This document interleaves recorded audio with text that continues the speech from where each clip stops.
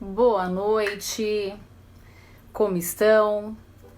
Mais uma live para comemorar o dia, a noite, mais uma semana, mais um dia de vida, de saúde.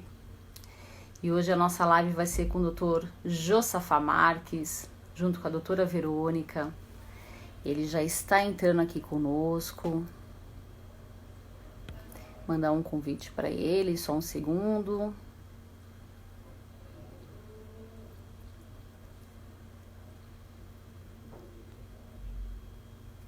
Acabei de mandar o produtor. Será que o som tá bom? Estão me ouvindo? Está conectando. Olá, doutor. Olá, doutora Ana, tudo bem? Eu vou bem com você? Tudo bem, tudo bem. Ótimo. Cadê a doutora Verônica? Doutora Verônica está aqui pertinho, ó. Vem cá, doutora Verônica. Ah, ótimo. Quem manda é a patroa. Olá, tudo bom? Olá, tudo bem com você? Tudo bom, doutora? Hoje eu tô só de espectador. Ah, é? Ontem foi ótima a live de vocês. Pena que a internet oscilou daquela forma. Então, hoje, Foi uma terça-feira, pena. também é dia de live. Então, a gente sabe que está tendo muitas lives de pessoas famosas. É Então, nós verdade. estamos aí em concorrência com eles. Mas É esperamos verdade. aqui que a gente consiga abordar bastante, com profundidade, o assunto sem essas intercorrências da Com internet. certeza dará Dá certo. certo. Boa live para vocês. Obrigada, muito obrigada. Pois é, doutor Josafá, é um assunto bastante polêmico, né, a respeito da expressão religiosa, ainda mais em épocas de Covid-19, porque afinal, nós nunca vivemos algo semelhante, até mesmo para que a gente possa ter um parâmetro a respeito disso. Então, eu acredito que você vai ter muito a nos explicar a respeito disso. E, por favor, comente conosco a sua opinião a respeito disso, tanto a sua própria opinião, quanto da própria legislação que fez diversas observações em relação a isso. Bom, primeiro, uma boa noite, doutora Ana. É um prazer estar com você. Esse convite do escritório Augusto Yamazaki, né, nosso amigo doutor Ricardo, e conhecendo também a doutora. Fiquei muito feliz com a sua presença ontem na nossa live. Que Eu ótimo! espero corresponder aí às expectativas. A temática da liberdade religiosa, ela toca a minha vida já há alguns anos. Então, há alguns anos eu estudo isso. E, mais especificamente, após a especialização e agora na conclusão do mestrado, tocando a mesma temática, que é a liberdade religiosa, a proteção constitucional. E agora a gente está concluindo uma dissertação a respeito de liberdade religiosa como efetivação da dignidade da pessoa humana. E por quê, né? Eu acho que todo tema e cada palestrante que a gente convida, a doutora convida, tem alguma razão, tem um porquê escolher essa temática na vida, por que escolher esse assunto, por que falar a respeito desse Com assunto. certeza. Bom, eu tenho uma história e uma vivência com a religião de muitos anos, né? Primeiro, a questão familiar, meu pai e minha mãe sempre envolvidos com religião. Eu, com 17 anos de idade, fui para o seminário, e no seminário teológico eu me formei em teologia. No decorrer de mais de 13 anos eu estive à frente de igrejas, notadamente a Igreja Batista, da Convenção Batista Brasileira, aqui na Convenção Batista do Estado de São Paulo, e ligada à Ordem dos Pastores Batistas do Brasil. Há alguns anos eu não cuido mais de igreja porque eu optei por cuidar da minha carreira jurídica Que durante demanda alguns muito anos. tempo.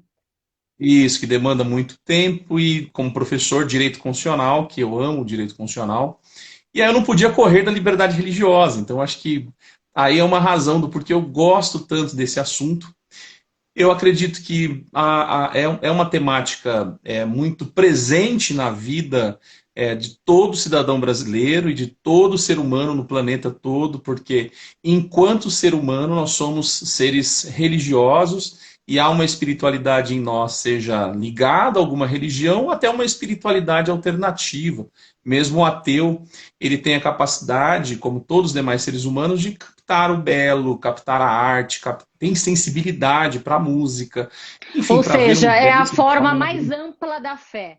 Não É necessariamente, sim. né? Não necessariamente, digamos assim, Deus, Jesus ou santos. É uma forma geral a respeito da fé, que como é importante a gente ter isso, até mesmo para seguir diante das dificuldades que vão se apresentando na vida, né? Exatamente, doutora Ana. E ultrapassa, né, a noção de um símbolo religioso como Jesus, como Jeová, porque a religião ela vem antes de termos como esse. Então, desde o início, né, da existência do ser humano no planeta, já se encontra pela arqueologia algum tipo de espiritualidade, através da dança, através do canto. Quer dizer, isso é inerente a todos nós. Eu acho que o primeiro momento é tentar conceituar o que é liberdade religiosa. Isso é complexo, porque a gente fala de um termo polissêmico, de um conceito vago, de um conceito aberto. Porque eu poderia dizer para você assim: liberdade religiosa é a liberdade de crença, a liberdade de culto, a liberdade de organização religiosa. Mas, na verdade, isso que eu disse são os efeitos, eu diria que são normas, são regras que decorrem da liberdade religiosa. Então, a gente pega, por exemplo, o conceito de Robert Alexy, né, de norma-princípio e normas-regras. Como norma-princípio, a liberdade religiosa vem antes do culto, a liberdade religiosa vem antes da organização religiosa, a liberdade vem antes do também não acreditar, porque eu também tenho o direito de não acreditar, isso também faz parte da liberdade religiosa, vem antes da liturgia religiosa, a liberdade.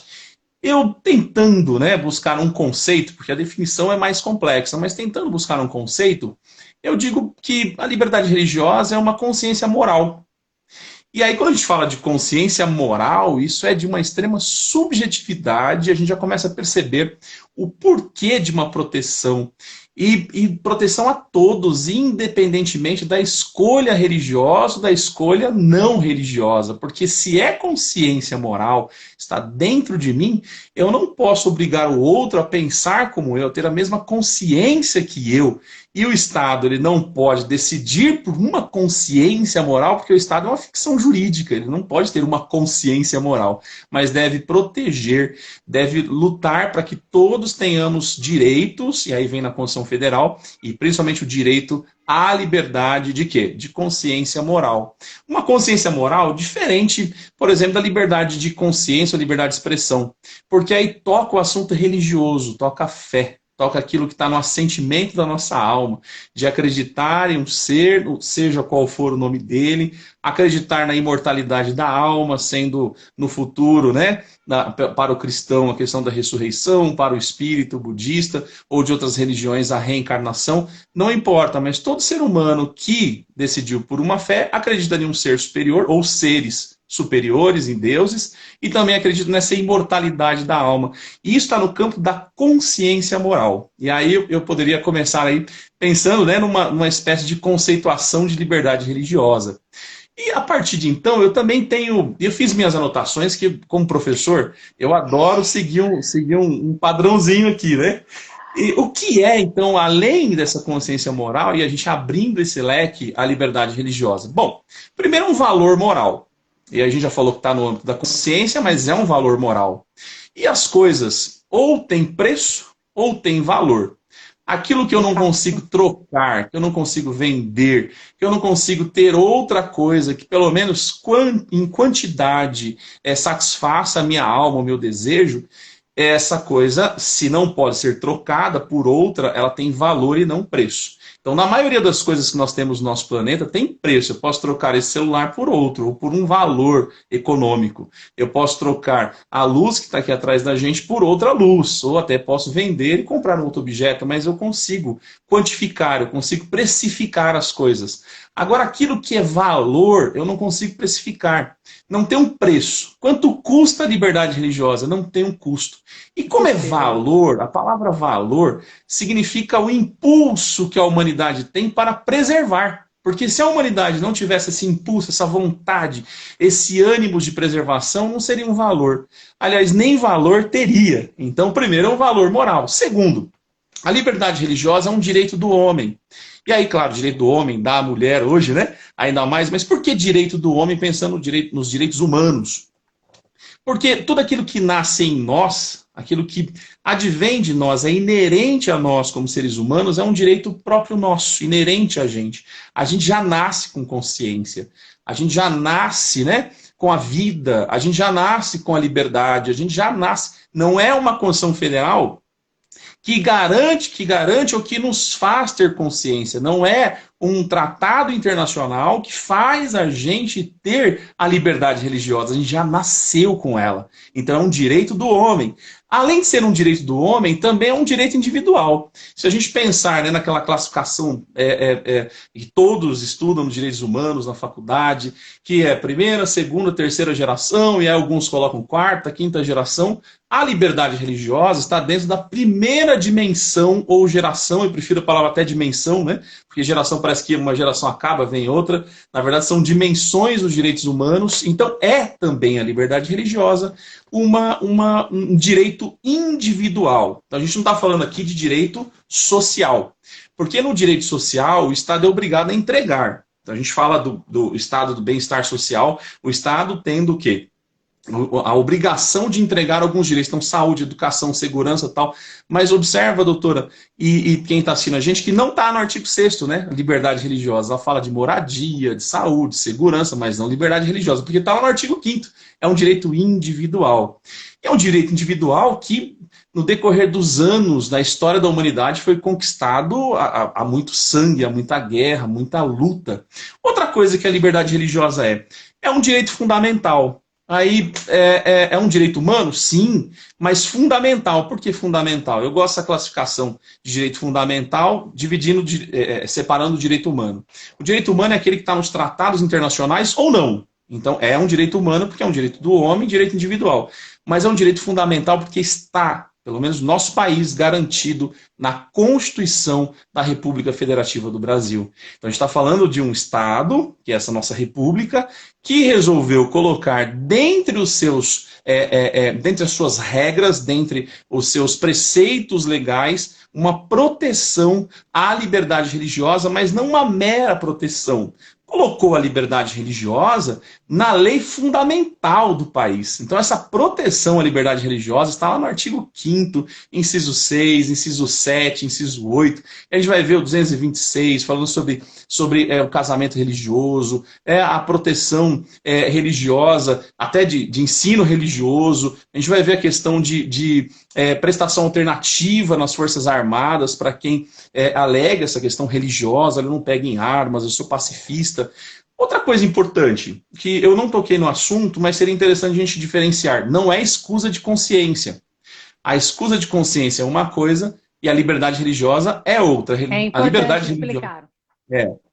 Porque enquanto a liberdade essa dúvida.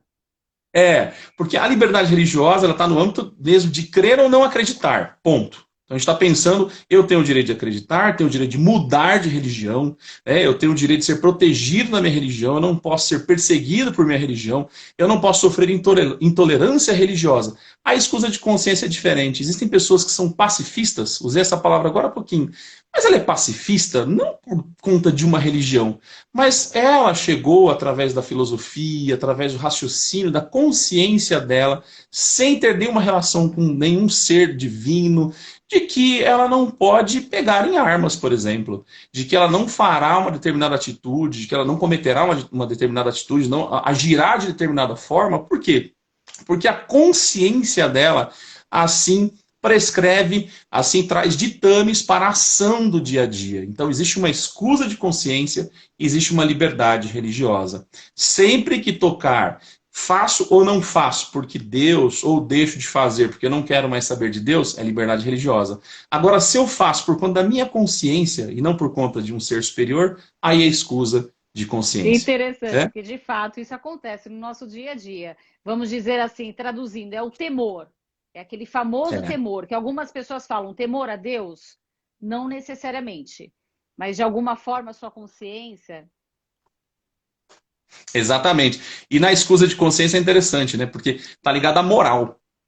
totalmente aquele conceito de moral subjetivo, né? Que não tem uma coerção por parte do Estado, mas tem uma coação interna. Eu digo, eu não farei isso, porque eu entendo que é errado.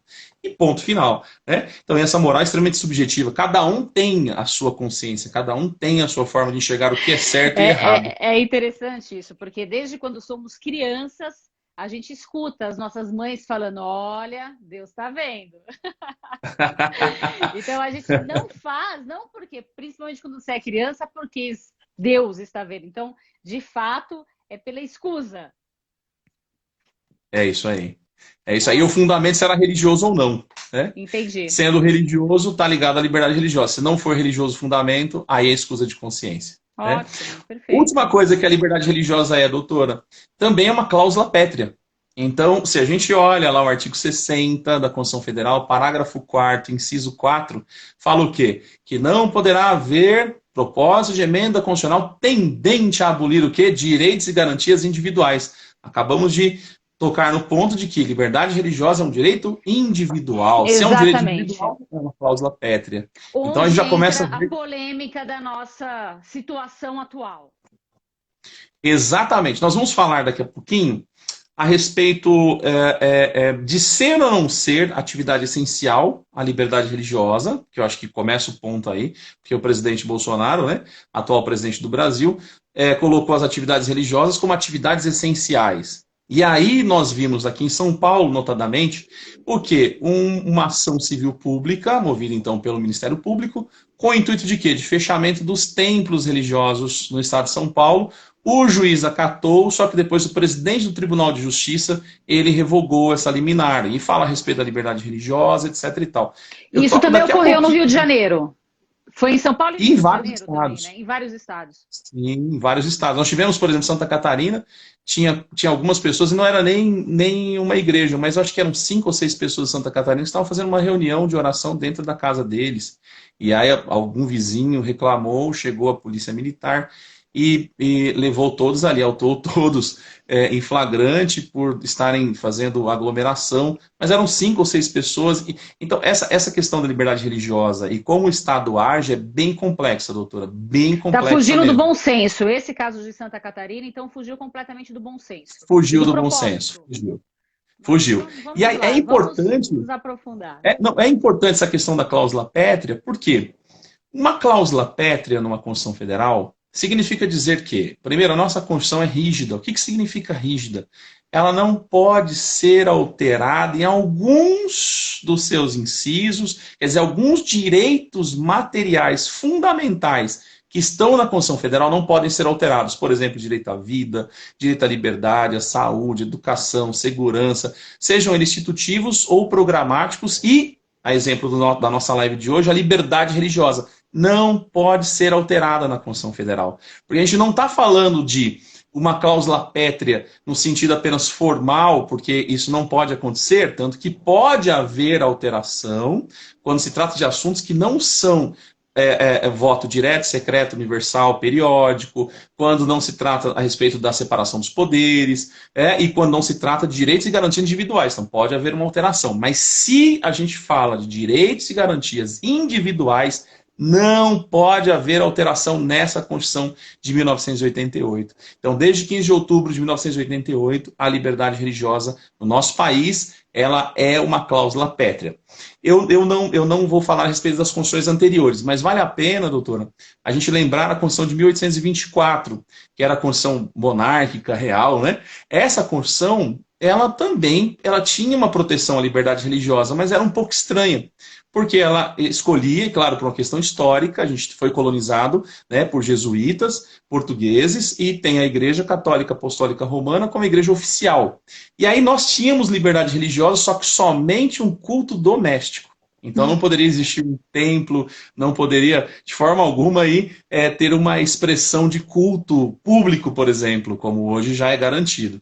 Só cai isso depois do quê? Da proclamação da República, com a Constituição de 1891 de Rui Barbosa, que é uma Constituição republicana. A partir de então o Brasil passa a ter liberdade. E mesmo no período de ditadura, eu vou beber um golinho d'água aqui, viu? Fique à vontade, porque nós estamos tendo uma aula de direito constitucional.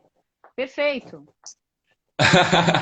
Então, voltando aqui, mesmo no período da ditadura, que a gente fala do golpe de 64, a gente teve lá a Constituição de 67, 69, alguns falam que a de 69 foi ou não foi, mas não importa, dizendo sim ou não, 67, 69 marcos constitucionais no país, tem ainda essa proteção à liberdade religiosa. Então, veja, o país, ele realmente é um país vanguardista aí na proteção da liberdade religiosa em relação a outros países, até da América Latina, e a gente nem vai tocar aqui nos países orientais, que aí já é outra situação, tem países que são extremamente religiosos e não permite outra religião. Então, existia no país, sim, uma intolerância muito grande, mas a partir da República mudou isso. Agora é cláusula pétrea, não pode mudar. O que significa isso? Que eu queria dizer isso. Eu falo muita coisa, eu vou por arrodeios. Me desculpa, Não, eu tô achando eu vou por arrodeios. fantástico. Fica à vontade. Mas só temos uma hora, né? Eu vou falando, a senhora me controla aí. Infelizmente, passa rápido, mas estamos com sorte, a internet está perfeita. Olha só, um decreto presidencial do artigo 84 não pode alterar a liberdade religiosa. Por quê? Porque é cláusula pétrea. Um decreto legislativo não pode, uma lei ordinária não pode, uma lei complementar também não pode. Nenhuma modalidade legislativa do artigo 59 da Constituição Federal pode alterar um direito individual como é a liberdade religiosa, inclusive emenda constitucional. Nem a emenda constitucional pode alterar a liberdade religiosa no país, porque é cláusula pétrea. Então começa aí. Então, é um direito absoluto? a questão, aí entra nas características agora, né? Então, uma das características do direito é o quê? O direito, aí a gente falando de direitos humanos fundamentais, porque liberdade religiosa está no contexto de direitos humanos fundamentais, é ser um direito absoluto. Só que eu partilho da opinião, eu não sei a doutora, de que nenhum direito é absoluto. E daqui a pouquinho eu vou falar a respeito de alguns tratados internacionais que falam o seguinte, que a liberdade religiosa tem a exceção, que é a limitação quando ela o quê? Ofende outros direitos fundamentais. Por exemplo, o direito à vida.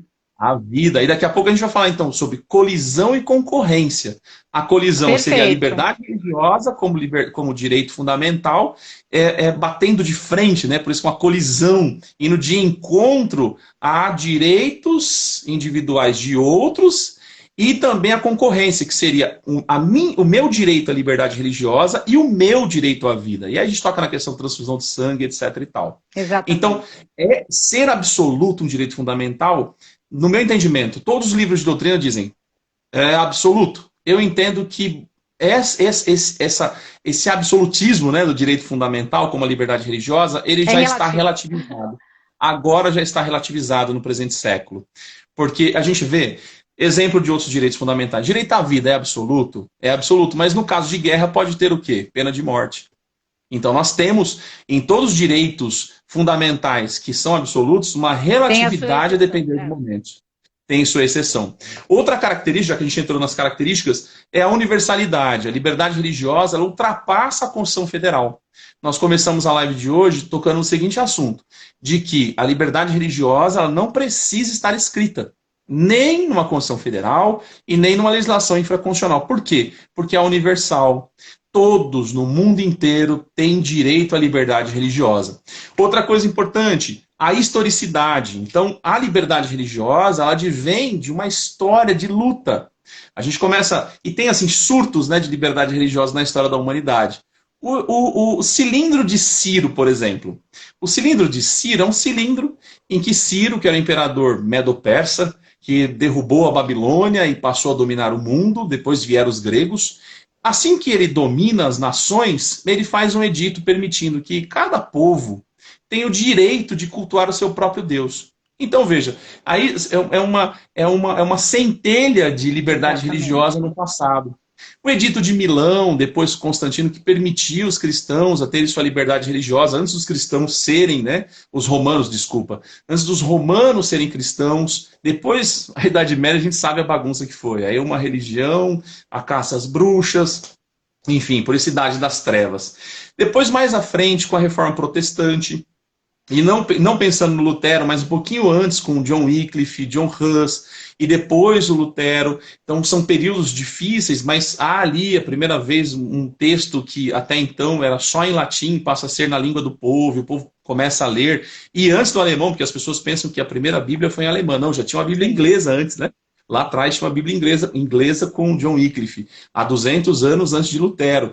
Então a gente tem já um início de liberdade religiosa, depois Guerra dos 30 anos e tal, e aí tem Paz de Westfália, né, o Bill of Rights, 1685 na Inglaterra, e começa então aí toda a discussão de liberdade religiosa, e a gente tem assim, o ápice... É muito mais profundo do que se pensa, né?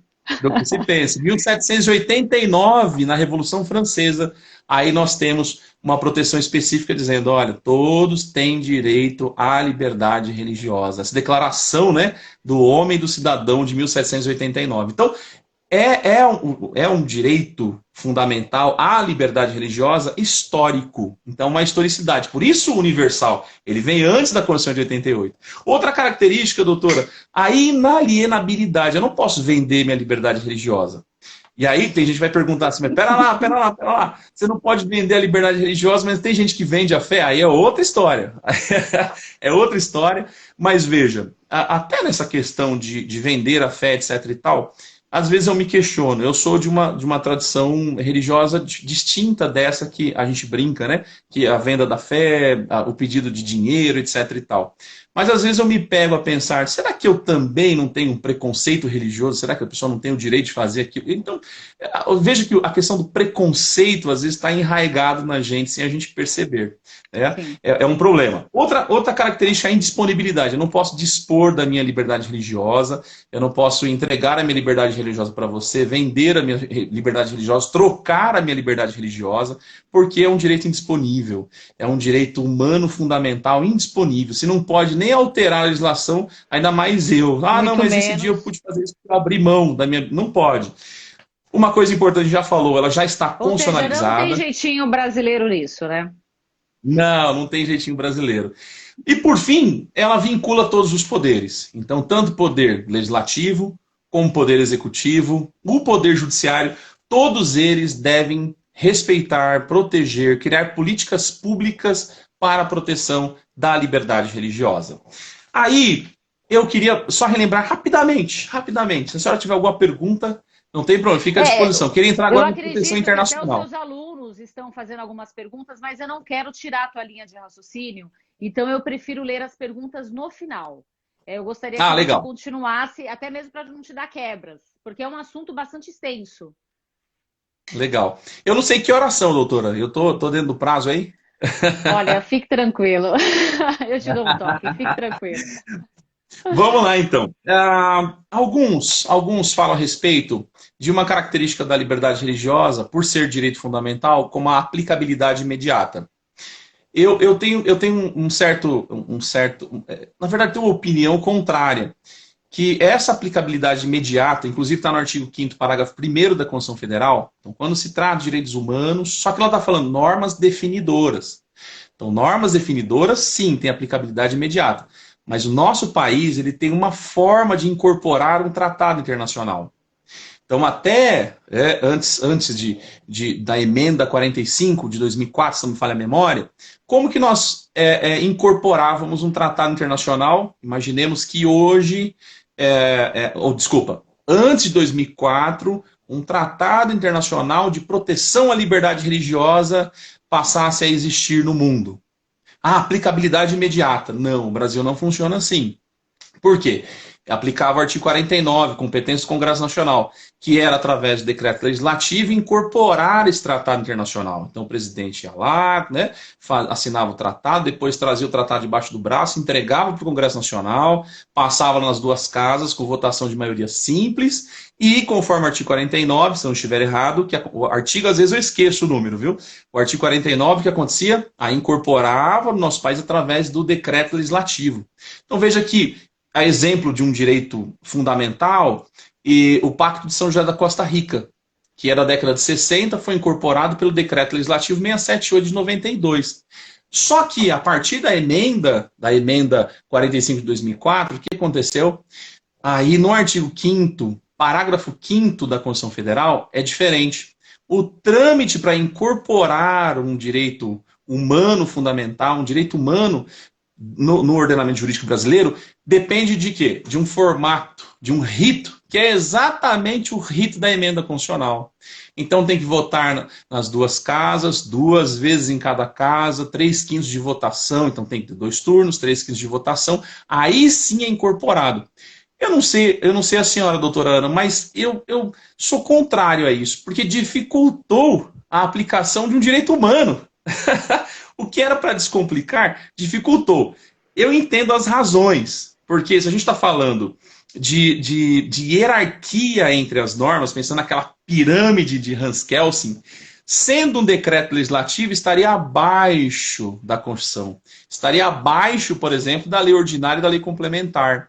Então, no nosso país, nosso formato, nossa cultura jurídica, um decreto legislativo, ele, por exemplo, tivesse um conflito entre uma lei ordinária permitindo uma perseguição religiosa, por exemplo, e um decreto legislativo não permitindo a perseguição religiosa, na aplicação da lei, o que valeria? A lei ordinária e não o decreto legislativo. E aí, claro, depois o STF, um pouquinho antes, decidiu que chamariam, então, esses que já foram incorporados de normas supralegais. São aquelas normas, eu brinco às vezes, normas superlegais, né? Por que elas são superlegais? Porque são as melhores, direitos humanos, né? É o que a gente precisa no país. Legal, mas a partir, então, de 2004, toda a legislação que versa sobre direitos humanos internacional precisa passar pelo crivo do Congresso Nacional, em 2 turnos em cada casa e ser aprovada por 3/5. Então a gente está falando aí dessa aplicabilidade imediata, mas olha só, para ser incorporada, não é imediata. Para ser incorporada, primeiro tem que se tornar uma emenda constitucional. Sim. É isso. Aí vem como funciona, né, no universo fora do país. A gente fala da legislação alienígena, né, como funciona, então, a liberdade religiosa em tratados que são internacionais, que ultrapassam o nosso território nacional, que ultrapassam a nossa Constituição Federal. Eu já falei que é a Declaração do Homem e do Cidadão de 1789. Eu anotei aqui o artigo 10. Esse artigo 10 é importante para a gente, porque já lá atrás, ninguém pode ser molestado por opiniões religiosas. Claro, a gente está num período na França em que o rei é católico, né? E aí queria sempre a sua religião. E tinham pessoas que eram de outras religiões, tinham os huguenotes e assim por diante. E aí já conseguiram, nessa declaração de 1789, que ninguém fosse molestado por opinião religiosa. Isso é um marco histórico. Sim, já preservando. Já preservando para a humanidade, opinião, né? Exatamente. É isso aí. Outro documento importante para a gente, aí eu já posso ir para 1948, que é a Declaração Universal dos Direitos Humanos. No artigo 18, eu fiz anotações bem rápidas. Então, tem o direito à liberdade religiosa, tem a possibilidade, então, de mudar de religião também, porque não é só eu ter a liberdade de ter uma religião, mas eu posso mudar, eu posso ter várias. Imagina se eu sou sincretista, não é? E o Brasil tem muito disso. A pessoa no domingo, de manhã está na missa, no domingo à noite está numa igreja evangélica, na segunda-feira está no centro espírita, às vezes na sexta-feira está no candomblé. Então tem gente acompanhando algum culto online, enfim, realmente. Culto online. O brasileiro é bem sincretista. A nossa aula... Enfim, você acredita em tudo. Sim, o nosso encontro não é de teologia nem estudo da religião comparada, mas se você olhar até as igrejas evangélicas no país e outras religiões, tem símbolos de religiões diversas, né? Tem às vezes o atabaque toca também na igreja evangélica, como toca no candomblé, né? Você tem a água, o óleo, são símbolos de várias outras. Sim, esse sincretismo tem no nosso país. Legal. Aí também fala a respeito de mudar de opinião, ou de religião ou crença, fala a respeito de manifestar essa religião ou crença, porque a manifestação vai além da opinião. A opinião está aqui. Eu tenho opinião. A manifestação é para o outro. É para o outro. Dizer, olha, eu sou de tal religião, numa praça pública, manifestar o seu posicionamento e tal, né? E o culto, então, público ou particular. No país, até 1824, o culto só doméstico. Depois, com a Constituição de 1891, pode sim o culto público. Eu só vou falar uma coisa interessante aqui nesse momento, que existe uma perseguição tão grande no Brasil às religiões de matriz africana, e me causa assim, uma tristeza muito grande e uma dúvida muito grande. Porque são evangélicos de linhagem neopentecostal. E aqui eu quero já dizer que não é todo evangélico neopentecostal, mas alguns evangélicos de linhagem neopentecostal que fazem uma perseguição ao culto, né, afro-brasileiro, aos símbolos religiosos sagrados do culto afro-brasileiro. E é muito estranho isso, doutora Ana, porque um dos grupos religiosos que mais sofre perseguição no mundo ainda hoje são os cristãos, sejam católicos ou protestantes. E é Chega a ser estranho, contraditório. é contraditório, É. porque morre milhares de cristãos agora, esse ano passado. Tem a ONU levanta esses números de pessoas que morrem por declarar sou cristão. E no Brasil, os cristãos que sofrem fora do país perseguem pessoas de outras religiões. É um contrassenso. Eu realmente não consigo entender isso. Isso não entra na minha cabeça. E tenho certeza que não entra na cabeça de diversos brasileiros que pensam como a gente que está aqui hoje. É muito estranho isso. E mesmo que a importante... pessoa não verbalize, doutor, ela acaba tendo esse preconceito intrínseco, né? Ela pode não verbalizar, mas ela fala, bom, aquilo, vamos dizer assim, popularmente, que as pessoas falam, isso é macumba. Então, mas é falta de conhecimento. Há pouco tempo eu fui convidado pelo Dr. Renato, que é o presidente da Comissão de Liberdade Religiosa da OAB Subseção Osasco. E aí ele foi ao escritório conversar comigo e tal, e a gente conversou bastante, falou, você não aceita estar com a gente? Depois a comissão fez uma reunião e elegeu a gente a vice-presidente da Comissão de Liberdade Religiosa. E é interessante, porque na nossa comissão tem espírita, tem candomblessista, umbandista, sincretista, espiritualista e batista, tem tudo que é isso lá. Isso é bacana. É laico, E a gente conforme está na nossa é laico, comissão, né?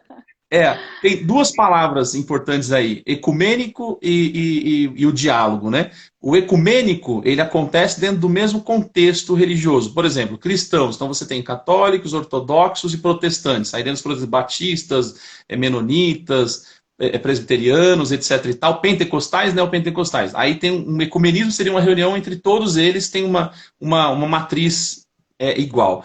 Com religiões que a matriz é diferente, então a questão de acreditar na Santíssima Trindade, na ressurreição, tem o ecumenismo. Com outras religiões é o diálogo. Então, a pessoa pode pensar diferente daquela religião, mas deve haver diálogo, um diálogo respeitoso. A palavra tolerância é tão estranha, porque tolerância parece, eu tolero essa pessoa, né? Sim. Eu não gosto dela, mas eu tolero. Mas a gente está tolerando, né? Exatamente. Eu acredito que a palavra respeito é mais bonita e ela é mais profunda. Sim. Então eu tenho respeito pela outra. É mais amplo, eu tenho respeito. Ela pensa diferente. E lembra, a gente no começo falou que é uma consciência moral. Não tem como eu reprimir alguém de uma consciência moral. Isso é loucura. Porque na consciência moral daquela pessoa, ela acredita daquele jeito. Como é que eu posso falar se está errado ou está certo? Não tem. E é interessante, doutor, que até aquele que não acredita, que é o direito dele, fundamental, de não acreditar, ele também sofre um preconceito. Porque as pessoas olham para ele e falam assim, primeiro, ele é um azarado porque ele não acredita em Deus, ele é azarado porque ele não agradece aquilo que ele tem. Aí as pessoas começam a insistir para levá-lo em alguma igreja, por exemplo, fazê-lo acreditar à força em alguma coisa. Isso aí. Você é um pecador se você não tem essa convicção naquilo que o outro acredita. E doutora, o ateu convicto, é importante dizer isso, ele tem ética, ele tem moral. Porque daí a gente fala assim, o ateu não tem ética, não tem moral. Lógico que tem, ele é um ser humano, ele é composto de consciência, de racionalidade. Isso traz a ele o livre-arbítrio. E ele é um ser moral, consciente, um bom pai, um bom filho, uma boa esposa, uma boa filha. Quer dizer, é um cidadão como todo cidadão que tem no nosso país. Mas é estranho essa perseguição, porque, volta um pouquinho, então, liberdade religiosa não é só liberdade de crença, também é liberdade de não crença. Então ela tem, olha que interessante, eu sou ateu, imagina, eu sou ateu nesse exemplo, mas eu também tenho direito à liberdade religiosa. Que liberdade é essa? A liberdade De de não ser não acreditar. religioso. É isso aí. Pacto Internacional sobre os Direitos Civis e Políticos, e no artigo 18 fala do ensino religioso, que a gente vai ter na nossa Constituição, proibição de medidas coercitivas, então o Estado não pode adotar medidas coercitivas para proibir o culto religioso, para proibir uma fé, só que tem um porém, eu falei agora há pouquinho, limitação, doutora Ana, previsão legal para proteger a segurança, a ordem, a saúde e as liberdades das demais pessoas. Eu não posso me valer da liberdade religiosa para ofender os direitos individuais fundamentais de outras pessoas. Eu não posso me valer da liberdade religiosa para ofender a saúde. Eu acho que aí já começa uma brecha para a época de pandemia que a gente tem como Total. tema dessa live. Então, se eu não posso me valer da liberdade religiosa para transmitir o vírus do Covid-19, né?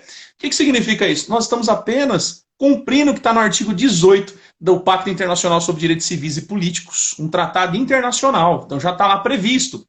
Depois, o artigo 12 do Pacto São José da Costa Rica. Eu estou sendo bem rapidinho, essa live eu acho que fica gravada 20 minutos, eu só vou te avisar 20 minutos? 20 minutos para você poder se aprofundar no tema que julga mais importante. Perfeito. Pacto São José da Costa Rica, declaração, existe uma declaração para eliminar toda forma de intolerância e discriminação religiosa. E o artigo 1º fala também a mesma coisa, vão repetindo isso. A Convenção 111 da OIT, discriminação no trabalho, ambiente de trabalho. Tem gente que às vezes pergunta, e aí se no meu ambiente de trabalho eu não puder trabalhar ou ser perseguido, ou ser obrigado a trabalhar no sábado, por exemplo, adventista ou judeu. O que acontece? 2 resoluções. Primeira resolução, pode ajuizar uma ação rescisória indireta com base na Convenção 111 da OIT, ou também pode oficiar o Ministério Público, né, pedindo para que o Ministério Público do Trabalho observe o que está acontecendo ali. Outra coisa importante a respeito da liberdade religiosa. A Constituição Federal protege ela. Então, rapidamente, artigo 5º, inciso 6, 7 e 8. Então, ali fala da liberdade de crença ou não crença, liberdade de culto e liberdade de organização religiosa. Então, Código Civil regulamenta a organização religiosa. Tudo isso é importante saber, porque, por exemplo, se a administração pública ela vem com o objetivo de trancar, de fechar, de proibir um culto, toda a legislação brasileira, começando da lei fundamental, protege, não permite isso. Há uma proibição. Outra coisa importante, o artigo 19 fala da separação entre igreja e Estado, porque o Estado não pode ter um culto específico. E aí, doutora Ana, a senhora lembra quando o presidente ele instituiu um jejum nacional? Então imagine, quem não é da fé cristã, católica ou protestante, que não faz jejum, não soa estranho o presidente da República convocar a nação para um jejum cristão? Até o slogan é Deus acima de tudo e Brasil acima de todos, né? Então Deus, o budista não tem a noção de Deus. O budismo é uma religião ateísta. Isso soa estranho para o budista, né? Então, Outra mas, coisa doutor, importante... isso não confronta o que de fato é falado na nossa própria Constituição, que o país é laico, mas tendo essas questões que abordam Deus acima de tudo, a Constituição em nome de Deus, enfim. Não seria conflitante isso? É conflitante. É conflitante e, assim, é um tema espinhoso. O STF já se debruçou a respeito disso, e aí fala, não, é uma questão cultural, mas a resposta, por mais que seja cultural, um patrimônio cultural, ela não traz alento à alma. Porque quem, por exemplo, o ateu, o budista, a pessoa que é de outra religião, ele não concorda. Então ele entra num prédio público, tem um crucifixo ali. Então, ele acredita ou não? E agora, inclusive, está sendo ventilado perante o Supremo Tribunal Federal. Tá? Então será julgado novamente, discutida a questão de crucifixos dentro das repartições públicas. Veja que é um tema totalmente espinhoso, totalmente espinhoso. O 143 da Constituição Federal fala a respeito de serviço alternativo nas Forças Armadas, 226, casamento religioso, 210, ensino religioso, e o 213 permite escolas confessionais. Então, ou seja, a Constituição Federal está lotada de proteção constitucional, o país é laico, então igreja e Estado estão separados, o país não é confessional, ele não tem uma religião específica e ele tolera, ele preserva a tolerância a todas as religiões do país. Aí chegamos, então. E como é que ficam os poderes? Porque se estão vinculados, como é que ficam os poderes? Aí vem o Supremo Tribunal Federal e trabalha alguns assuntos espinhosos, né? Como, por exemplo, a permissão de abate de animais, e a gente está falando então de uma colisão entre o direito dos animais e o direito à liberdade religiosa. É uma discussão, e é permitido então no país. Legal? A questão também da transfusão de sangue, métodos alternativos, o Supremo já decidiu. Depois, se alguém quiser, professor underline, né, Josafá Marques, inbox eu passo esses recursos extraordinários, essas decisões do Supremo Tribunal Federal, doutora Ana. É muito interessante. E aí o Supremo decidiu que, nesse caso, a questão de métodos alternativos para a transfusão de sangue, se o SUS não tem essa previsão, vai proteger a vida e vai fazer transfusão de sangue. É ou não é uma ofensa à liberdade religiosa? A questão do hábito religioso está sendo discutida agora no Supremo.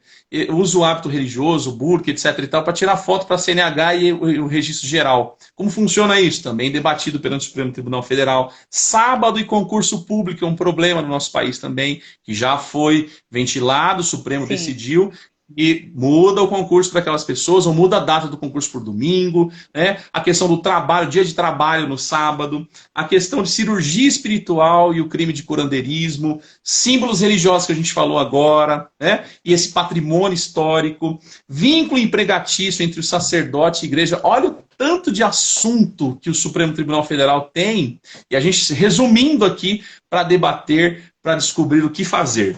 Bom, aí o Legislativo tem duas leis hoje em dia, lá tramitando, projetos de lei, desculpa, o 160/2009 e o 6.238 de 2019, que quer instituir uma lei de liberdade religiosa, uma lei de proteção religiosa.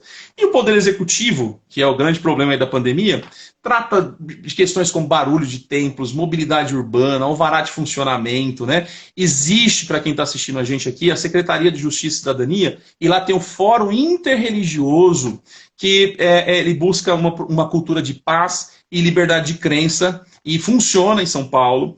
Existe também o Dia da Liberdade Religiosa, já foi promulgada pela Lei 14.485 de 2007 aqui no município de São Paulo. E existe também o Comitê da Liberdade Religiosa, que é interessante, doutora Ana. Ou seja, quanto ele faz parte da Secretaria ou do Ministério da Mulher, da Família e dos Direitos Humanos, e se houver discriminação, diz que sim. E aí, o que aconteceu? Decreto 10.282 de 2020. Presidente Bolsonaro diz o seguinte, que atividades religiosas são atividades essenciais. Olha o problema. Por que tudo isso? Tudo começou há um tempo atrás, na Ilha do Sol, né? É brincadeira. Tudo começou com o problema de fechamento de templos no país. Fechamento de templos no país. Pergunta, depois de tudo que a gente estudou até agora, pode ou não pode fechar os templos religiosos? Não pode. Se a gente está falando de cláusula pétrea, se nós estamos falando de direito fundamental, de direito do homem, se a gente está falando de todo esse arcabouço, né, as características de indisponibilidade, inalienabilidade, enfim, não pode fechar os templos. Agora tem um porém, o que o Estado pode fazer? Ele pode regulamentar o direito de reunião na fase de calamidade pública. Então ele regulamenta, que ainda há um problema enorme aí para saber se pode ou não pode, porque é estado de sítio, é estado de defesa. Até agora não temos um decreto de estado definido. De sítio, não tem nem de estado de defesa. E se a gente olhar a Constituição Federal, só tem essa supressão do direito de reunião no estado de sítio ou estado de defesa. Então na calamidade pública, não. Existe a declaração de calamidade pública, isso sim. Agora, ok, nós estamos falando de coronavírus, um período de pandemia. A senhora já respondeu perfeitamente no início, a questão do bom senso dos líderes religiosos. bom senso. O presidente do Tribunal de Justiça de São Paulo deu uma decisão sublime, espetacular. Eu participei de uma live da Comissão de Direito e Liberdade Religiosa da OAB de Taboão da Serra, e eu citei até o trecho da decisão dele, que os líderes religiosos, conhecedores de que a liberdade religiosa deve ser protegida, o Estado não pode se intrometer nisso, precisam ter bom senso e demonstrar nessa fase de pandemia o amor que eles têm pelo rebanho deles. O amor, o sacerdote demonstra o amor que tem pelo povo que segue aquela religião agora, nesse momento.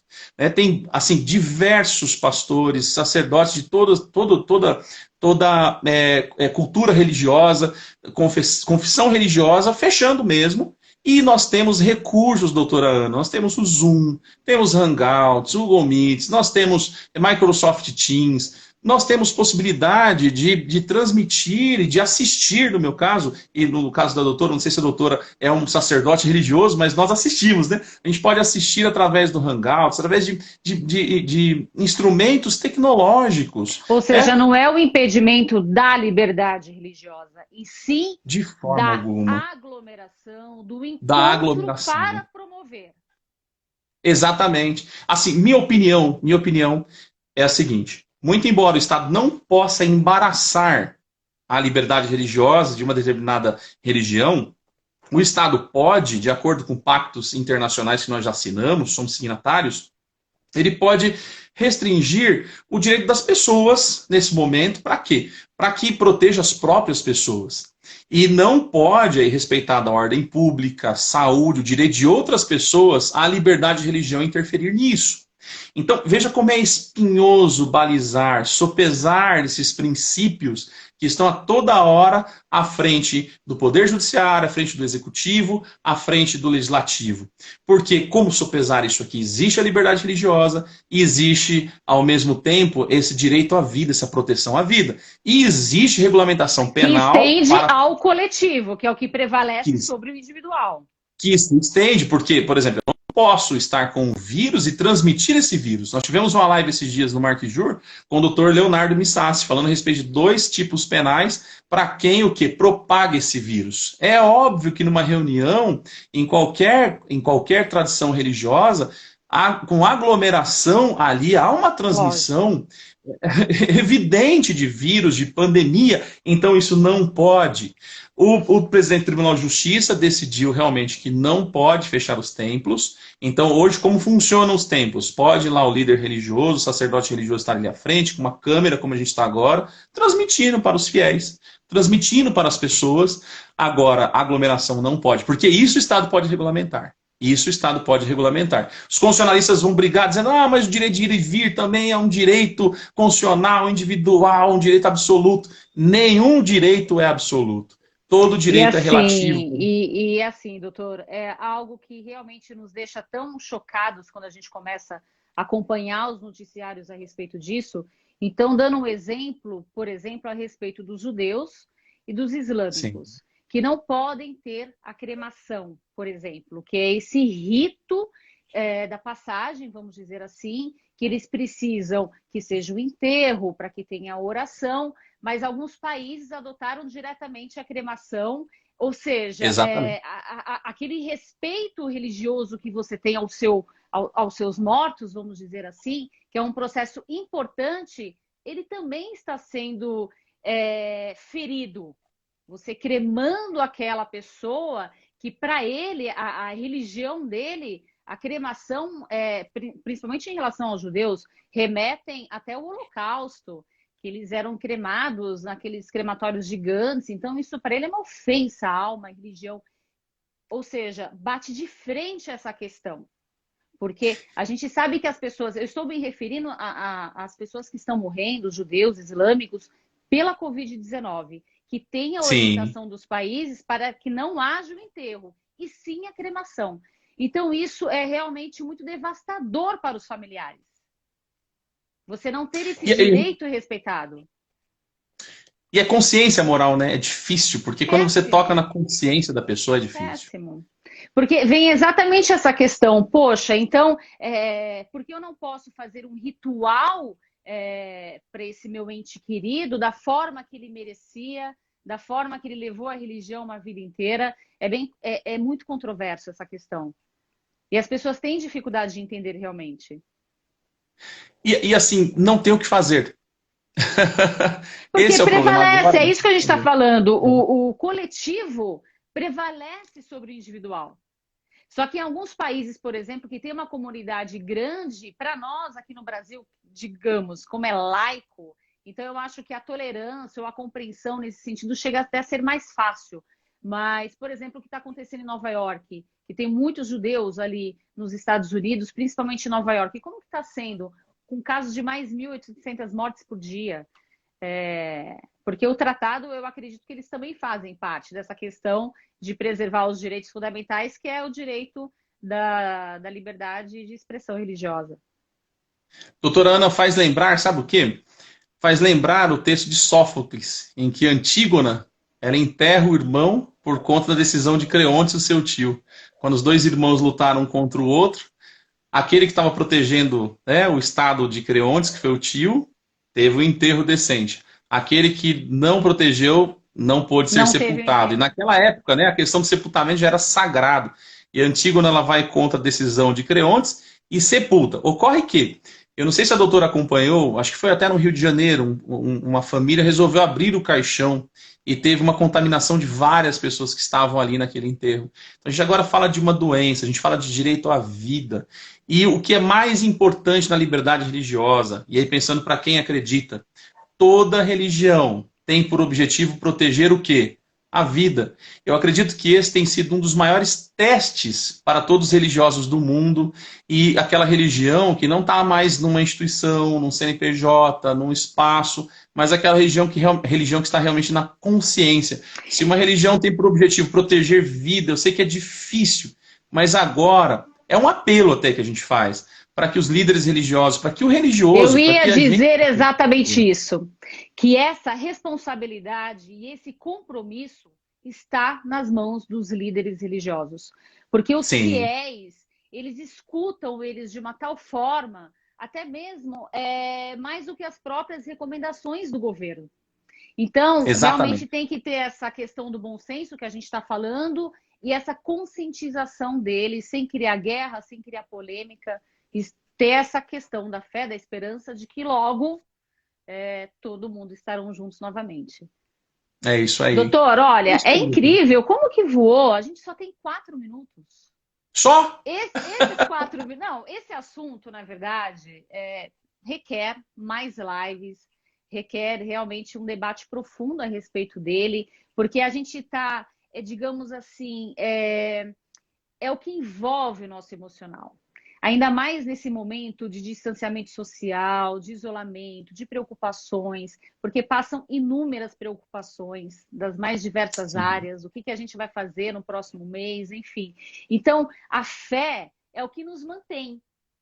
Independente do que nós estamos falando, fé em quê? A fé, de uma forma ampla, até mesmo para aquele que é ateu. Ele acredita em alguma coisa também, seja nele próprio, de que ele vai seguir firme daqui para frente. Exatamente. Então é assim, doutor, nós temos 3 minutos, eu não vou ficar aqui falando, eu vou deixar para você finalizar da forma que você julgar mais importante, porque você deu uma aula para nós aqui hoje. E só falando que tem diversas perguntas, mas vocês perceberam que eu não quis interrompê-lo, até mesmo porque a temática é muito profunda. Mandem para mim no direct as dúvidas, que aí eu mando para o doutor e eu respondo para vocês individualmente depois. Pronto. Doutora Ana, eu primeiro quero agradecer muito o convite. Eu me sinto muito honrado de estar aqui com você. Nós nos sentimos. De estar com quem está assistindo a gente. Quero agradecer, que eu percebi que tem algumas pessoas que estão aqui. A minha mãe está aqui assistindo a gente. Que legal. Então eu sou fruto da minha mãe. Prestigia, né? Ontem você falou isso. Como que os amigos, Augusto, Ednei. O Augusto, Ednei, a minha professora, que foi minha professora no mestrado, a doutora Eliane Otaviano, doutor Renato, presidente da Comissão de Direito e Liberdade Religiosa, né, muitos ex-alunos, a doutora Verônica, que é minha sócia, minha companheira de vida, também assistindo, prestigiando a gente aqui. Doutora, eu só tenho a agradecer e dizer o seguinte, que, na verdade, repetir, que eu sei que se trata de uma consciência moral, de que se trata de algo que está dentro de nós e que a gente se sente muito culpado quando descumpre um preceito religioso. E a sensação de culpa é muito dura para quem a vida inteira é doutrinado num pensamento, numa cultura, numa tradição religiosa. Mas independente da confessionalidade, independente da decisão que qualquer pessoa que assiste a gente aqui tenha tomado, lembra o seguinte, que sem a vida não tem como existir esse momento tão gostoso de partilhar com seus amigos na sua religião, no seu contexto religioso. É tão gostoso chegar na comunidade, encontrar os nossos amigos que participam da mesma religião ou não nossa, mas ali naquele contexto de aglomeração, depois que passar tudo isso, pior será nós chegarmos naquele lugar, naquele templo e não encontrar mais nossos amigos. Então agora, vamos proteger a vida. Eu sei que é um momento de reformulação e tocando até na questão religiosa de fé, a teologia de muita religião será um pouco reformulada. A gente percebe também que a 30 segundos, cultural, doutor. Terrível, mas 30 segundos. Ela altera essas decisões religiosas. Então, quero deixar aqui um grande beijo para todo mundo que assistiu a gente. Obrigado, doutora Ana, que você continue sendo sempre agraciada. Muito obrigado. Olha, eu vou te dizer, vocês são iluminados. E confesso, eu consigo sentir isso daqui nas lives anteriores de vocês. Vocês transmitem muita paz. Então, que isso é o que fique em nossos corações hoje. Paz e perseverança. Obrigado. Eu que agradeço. Ricardo Yamazaki também agradece.